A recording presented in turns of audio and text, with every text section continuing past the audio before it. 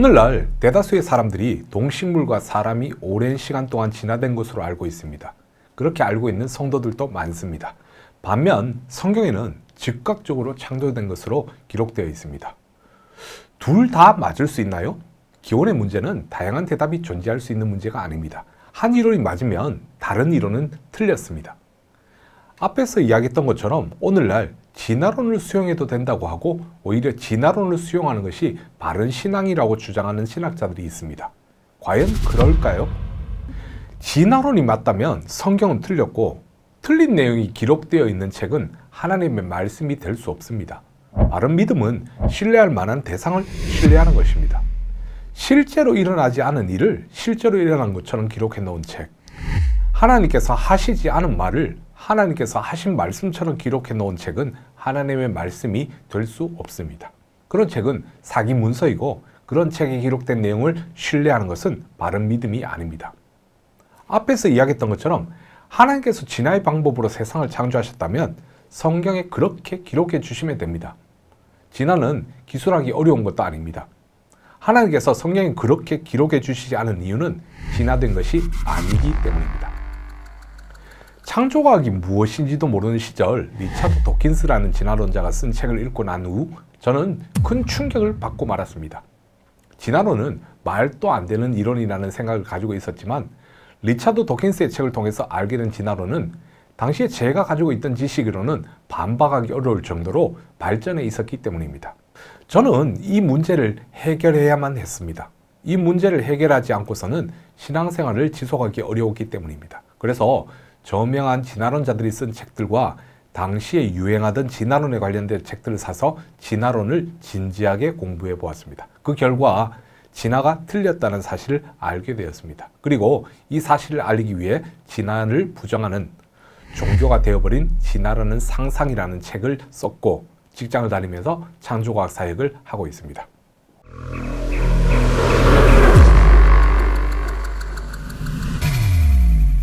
생물 진화가 뭘까요? 오늘날 생물 진화는 생물이 변하는 현상으로 알려져 있습니다. 지금 이 영상을 보고 계시는 분들 중에도 그렇게 알고 계시는 분들이 계실 겁니다. 결론을 먼저 말씀드리면 생물이 변하는 현상은 진화가 아닙니다. 진화론자들이 진화를 그렇게 정의해 버렸기 때문에 진화는 생물이 변하는 현상이 되어버렸고 생물의 변화가 관찰 가능하기 때문에 진화가 과학적 사실이 되어버린 겁니다. 그러나 진정한 진화는 생물의 변화를 통한 유래여야 합니다. 즉 변화를 통해서 생물이 시작되고 변화를 통해서 생김새와 특성이 전혀 다른 생물이 되고 변화를 통해서 동물이 사람이 되는 것이 진정한 진화입니다. 진화가 진실이 되기 위해서는 이 세 사실이 증명돼야 합니다. 그러나 이 세 사실은 증명된 사실이 아닙니다. 생물이 변할까요? 변하는 것 같은데 변해서는 안 되는 것 같죠? 이상하게도 교회에 강의를 가면 생물이 변하지 않는다는, 생물이 변해서는 안 된다는 생각을 가진 성도들이 많았습니다. 성경에 그렇게 기록되어 있는 것도 아니고 교회에서 그렇게 가르치는 것도 아닌데 은연중에 그렇게 생각하고 계시는 겁니다. 물론 일부 성도님들을 그렇게 인식하도록 만든 이유가 있지만 이야기가 길어질까 하여 여기서는 소개하지 않겠습니다. 제가 진화론을 이길 수 있는 열쇠를 드리겠습니다. 생물은 변합니다. 그러나 그것은 진화가 아닙니다. 이 사실로 진화론을 이길 수 있습니다. 변화는 진화가 아닙니다. 지금까지 진화론과 성경적 창조론 사이의 논쟁은 변하면 진화, 변하지 않으면 창조로 설정이 되어 있었습니다. 그래서 진화론자들은 어떻게든 생물이 변하는 증거를 제시하려고 하고 창조론자들은 변하지 않는 증거를 제시하려고 했었습니다. 그리고 생물의 변화가 관찰 가능하기 때문에 진화가 맞고 창조가 틀린 것으로 인식되어 있었습니다. 아마 지금 이 영상을 보고 계신 분들 중에도 그렇게 생각하고 계셨던 분들이 계실 겁니다. 이 때문에 성경적 창조론은 쉽게 무너지고 말았습니다.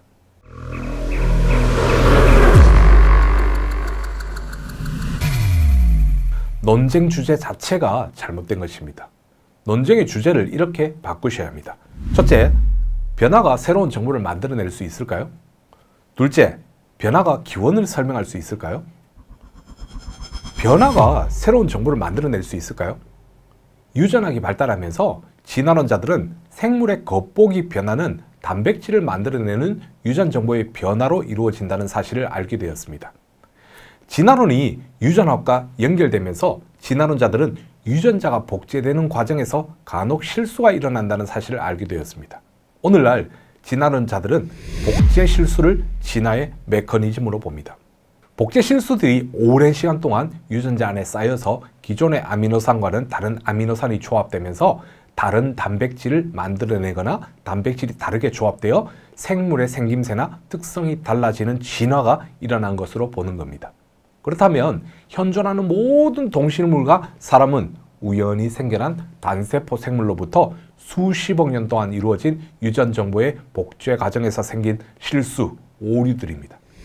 복제 과정에서의 오류들이 모여서 정보가 될 수 있을까요? 진화론자들은 너무나 쉽게 복제 오류가 오랜 시간 동안 쌓이다 보면 새로운 단백질, 새로운 기관을 만들 수 있을 것이라고 주장하지만 오류는 정보를 만들어내지 못한다는 사실을 아셔야 합니다. 이 부분이 생각의 차이가 발생하는 부분입니다. 진화론자들은 오류가 오랜 시간 동안 쌓이다 보면 정보가 될 수 있다고 보고 창조론자들은 오류는 정보를 만들 수 없다고 합니다. 누구의 말이 맞는 걸까요? 창조과학자들의 말이 맞습니다. 오류는 절대 정보를 만들 수 없습니다. 단 하나의 단백질을 만들기 위해서는 최소 수백 개의 아미노산이 필요합니다. 수백 개의 아미노산을 만들기 위해서는 더 많은 유전 정보가 필요합니다. 복제 오류가 단 하나의 특정 단백질을 만들기 위해서도 엄청나게 많은 복제 오류들이 정확한 위치에서 일어나야 합니다. 이것이 가능할까요? 확률적으로는 가능합니다. 많은 사람들은 그 확률을 근거로 단백질이 우연히 스스로 진화될 수 있다고 믿습니다. 그런데 그들이 제시하는 확률은 대부분 천문학적인 숫자입니다. 그것이 가능성일까요? 진화된 것이라는 믿음으로 보면 천문학적 확률은 가능성이 되고 진화되지 않았다는 믿음으로 보면 불가능한 현상이 됩니다. 이것은 과학의 문제가 아니라 믿음의 문제입니다. 자연은 천문학적인 시도가 가능할 만큼 기다려주지 않습니다. 또 아무리 많은 정보가 있어도 그 정보를 읽고 수행할 장비가 없으면 쓸모가 없습니다. 그 장비는 어디에서 온 걸까요? 유전 정보도 마찬가지입니다. 유전 정보를 읽고 그 정보로 아미노산을 조합할 세포 소기관들이 없으면 정보는 아무 쓸모가 없습니다. 유전 정보는 유전 정보를 읽고 아미노산을 조합하고 단백질을 만들 수 있는 세포 소기관들이 존재하기 때문에 있는 것입니다. 정보와 정보를 읽을 장비, 유전 정보와 세포 소기관은 동시에 있어야만 합니다. 어리와 조류는 완전히 다릅니다. 어리와 양서류도 완전히 다르고 양서류와 파충류도 완전히 다르며 파충류와 조류도 완전히 다릅니다. 한 종류에서 다른 종류의 생물로 진화되기 위해서는 많은 유의미한 정보들이 생겨나야 합니다. 복제 오류가 종류를 넘어서게 하는 특별한 기관들을 만들 수 있을까요? 절대 만들 수 없습니다. 최초의 단세포 생물이 사람으로 진화되었다면 유전자가 복제되는 과정에서 발생한 오류가 눈을 만들 수 있는 유전 정보, 귀를 만들 수 있는 유전 정보, 심장을 만들 수 있는 유전 정보가 되어야 합니다. 심지어 뇌를 만들 수 있는 유전 정보가 되어야 합니다. 왜냐하면 최초의 단세포 생물은 이 기관들을 가지고 있지 않았기 때문입니다. 오류가 쌓여서 이런 기관들을 만들 수 있을까요? 오류가 쌓여 정보가 된 것은 관찰된 적이 없습니다. 진화론자들은 이것이 가능하다는 믿음을 가지고 있을 뿐입니다. 유전 정보 안에서 오류가 발생하면 기존의 유전 정보가 망가집니다. 망가진 유전 정보 때문에 간혹 생김새나 특성이 다른 생물이 등장할 수 있습니다. 진화론자들은 이런 식으로 만들어진 생물을 돌연변이라고 하고 이를 진화의 메커니즘으로 소개합니다. 그러나 돌연변이는 진화의 메커니즘이 아니라 유전자의 고장으로 인한 생물의 변화, 변이라는 사실을 아셔야 합니다.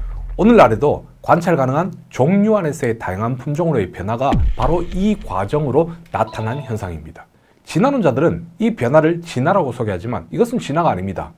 변이가 새로운 정보가 만들어지는 것이 아니기 때문입니다. 기존의 정보가 망가지는 것입니다. 둘째, 변화가 기원을 설명할 수 있을까요? 변화는 기원을 설명하지 못합니다. 모든 생물은 유전 정보를 가지고 있습니다. 생물이 변화를 통해서 스스로 정보를 만들 수 있을까요?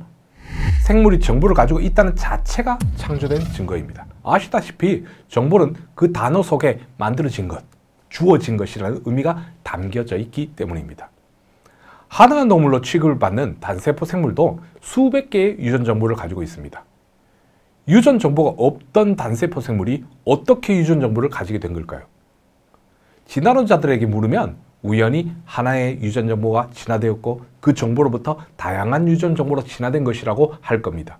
앞에서 이야기했던 것처럼 유전 정보를 읽어서 단백질로 만드는 장치가 없으면 아무리 많은 유전 정보가 있어도 아무 쓸모가 없습니다. 유전 정보가 정보로 사용되기 위해서는 유전 정보를 읽는 장치, 읽은 유전 정보로 단백질을 만드는 장치가 반드시 동시에 있어야 합니다. 변화는 절대 기원을 설명할 수 없습니다.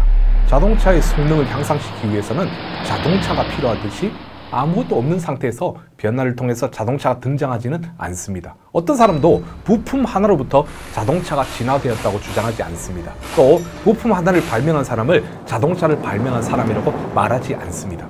변화하기 위해서는 반드시 변화될 무엇이 존재했었어야 합니다. 세포 안에는 정보가 담겨 있습니다. 사람은 성인을 기준으로 30조 개에서 40조 개의 세포를 가지고 있고 세포마다 약 30억 쌍의 DNA가 담겨 있습니다. 그 DNA 덕분에 우리의 기본적인 생김새와 특성이 결정됩니다. DNA가 우연히 구성될 수 있을까요? 변화는 진화가 아닙니다. 진화론자들이 진화의 증거를 제시하는 핀치세의 부리, 밀러의 초파리, 렌스키의 박테리아 등은 모두 생물이 변하는 현상이지 진화가 아닙니다. 핀치세가 아닌 다른 무엇, 초파리가 아닌 다른 무엇, 박테리아가 아닌 다른 무엇을 만들지 못합니다. 그저 핀치세 안에서의 변화, 초파리 안에서의 변화, 박테리아 안에서의 변화일 뿐입니다. 즉, 다양한 핀치세, 다양한 초파리, 다양한 박테리아일 뿐입니다. 우리는 성경을 통해서 생물이 변화할 수 있다는 사실을 추론할 수 있습니다. 앞에서 이야기했던 것처럼 성경에서 생물을 분류하는 단위는 종류입니다. 종류는 히브리어 민을 번역한 것인데 한계를 가지고 있다는 의미라고 했었습니다. 한계를 가지고 있다는 말은 변할 수 있다는 말입니다. 우리는 종류가 가진 의미로 생물이 변할 수 있다는 사실을 유추할 수 있습니다. 창조과학자들은 종류를 오늘날의 분류법으로는 속 또는 과 정도의 수준으로 봅니다. 종류를 서로 짝짓기가 가능한 동물 그룹으로 보기 때문입니다. 그런데 종을 넘어서는 변화도 관찰된 적이 없다는 사실을 아셔야 합니다. 과학자들은 생물 종 안에서의 변화를 소진화라고 하고 종을 넘어서는 변화를 대진화라고 합니다. 1980년 10월 16일부터 19일까지 미국 시카고의 자연사 박물관에서 160명의 세계 정상급 진화론자들이 모여서 대진화라는 주제로 회의를 가진 적이 있었습니다. 이 회의에서 그들은 소진화가 일어난다고 해서 대진화가 일어나는 것은 아니라는 결론을 지었습니다. 이 회의 내용은 저명한 과학자들인 사이언스지에 실려 있습니다. 그들이 말하는 소진화가 성경적 창조론자들이 말하는 변화입니다. 소진화가 일어난다고 해서 대진화가 일어나는 것은 아니라는 그들의 주장은 제가 앞에서 이야기했던 생물은 변하지만 그것이 진화는 아니라는 말과 정확하게 일치합니다. 정원에 가보신 적이 있으시죠? 어떤 사람도 식물이 우연히 그런 형태로 자라게 되었다고 이야기하지 않습니다.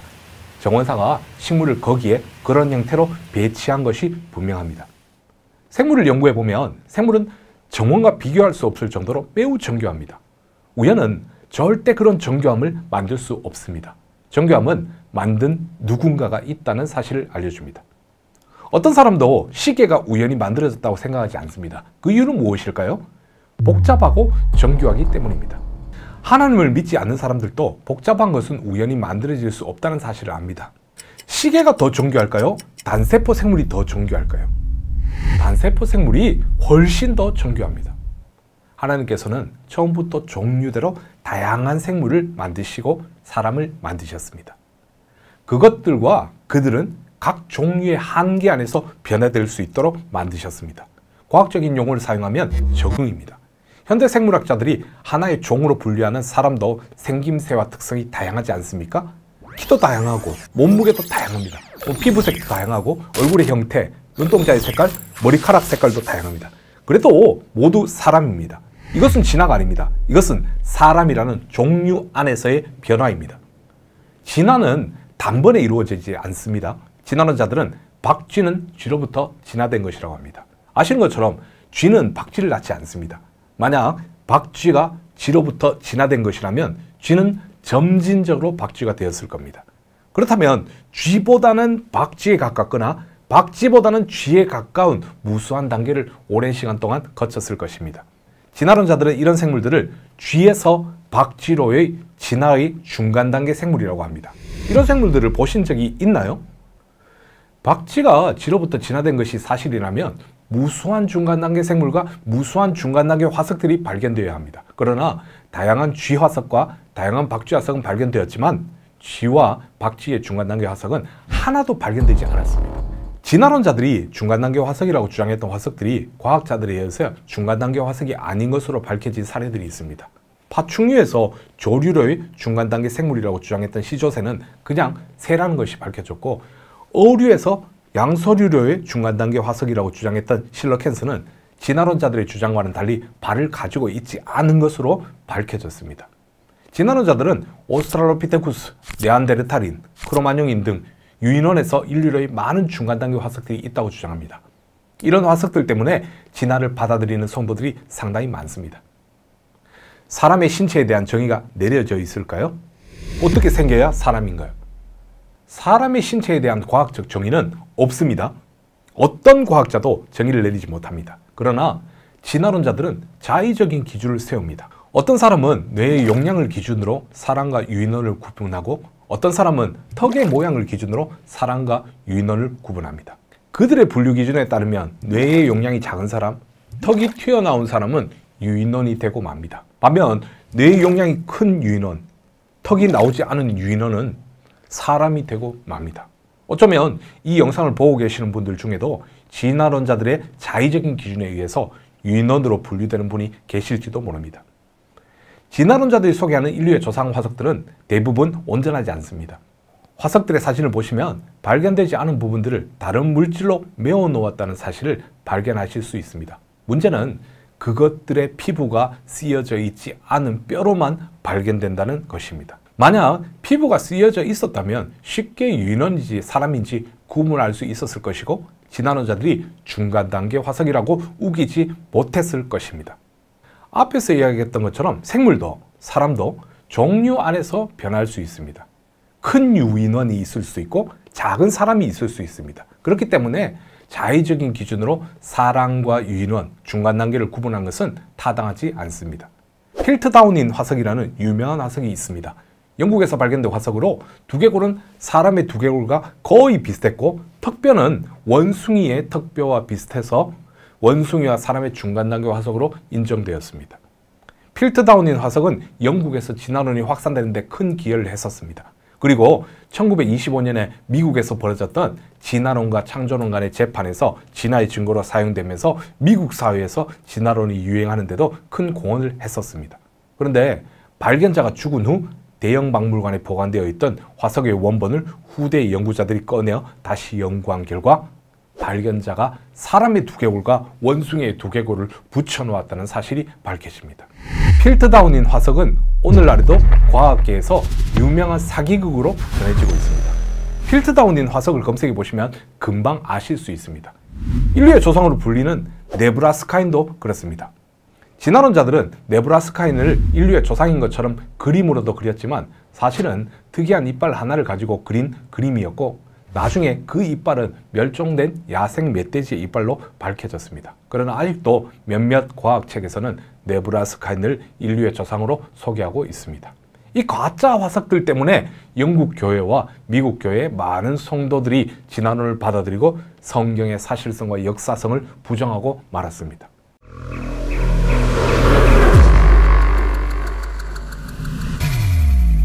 다윈은 사람을 포함한 모든 생물이 작고 따스한 연못에서 우연히 진화된 최초의 단세포 생물로부터 진화된 것이라고 합니다. 오랜 시간이 있으면 단세포 생물이 우연히 진화될 수 있다고 생각하세요? 거듭 말씀을 드리지만 다윈 당시의 사람들은 세포가 뭔지도 몰랐고 유전자가 뭔지도 몰랐었습니다. 그래서 그런 부실한 이론을 쉽게 받아들일 수 있었던 것입니다. 저는 단세포 생물을 통해서 하나님을 발견합니다.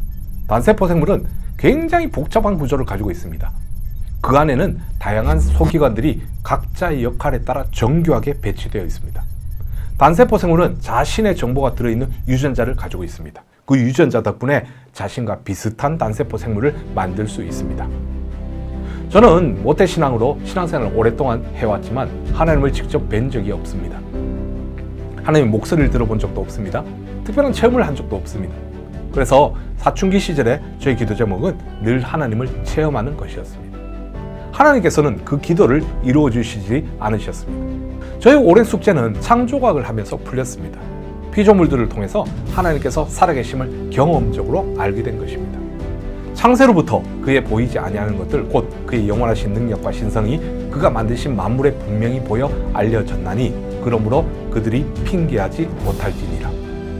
자연을 탐구하고 생물을 연구하면 자연과 생물이 우연히 스스로 진화된 것이 아니라 하나님께서 창조하셨음을 분명히 알 수 있습니다.